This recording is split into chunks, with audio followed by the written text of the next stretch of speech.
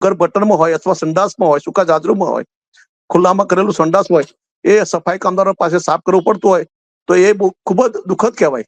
એટલે આ પરિસ્થિતિ આજે અમદાવાદ જેવા શહેરમાં છે. અમદાવાદ શહેરના આખા ભારતની અંદર સ્વચ્છ ભારત મિશન અર્બન હેઠળ એક ઘોષિત કરી દીધું, પણ એ બહુ ગલત બાબત છે. એટલે હું આ બાબતને વખોડું છું અને આ પ્રકારની અમાનવીય વ્યવસ્થા, આ પ્રકારનું અમાનવીય કામ એ સફાઈ કામદારોને જ્ઞાતિ વ્યવસ્થાના કારણે કરવામાં આવે છે. કેમ કે વાલ્મીકી સમાજ તો આમાં પરસોત્તમભાઈ કેટલા એવા કર્મચારીઓ હશે કે જે આ ગટર સાફ કરતા હોય ફિઝિકલી મશીન વગર? હા, એવા કેટલા હશે અંદાજે?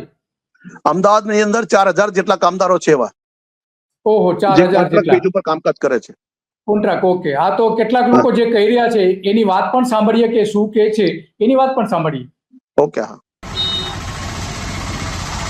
મારું નામ છે પરસોત્તમભાઈ વાઘેલા અને હું માનવગીરીમાં ટેકનોલોજી કામ કરતો છું. અત્યારે હું શંકર ભવન શાહપુરના ઝુંપડપટ્ટી વિસ્તારમાં છું કે જે અમે ફોટોગ્રાફીનું કામકાજ કરીએ છીએ અને એક્ઝિબિશન રાખવાનું છે. એ સંદર્ભમાં અહીંયા રિવરફ્રન્ટ શંકર ભવન ઝુંપડપટ્ટીમાં આજે મુલાકાત કરવા માટે આવેલા. તો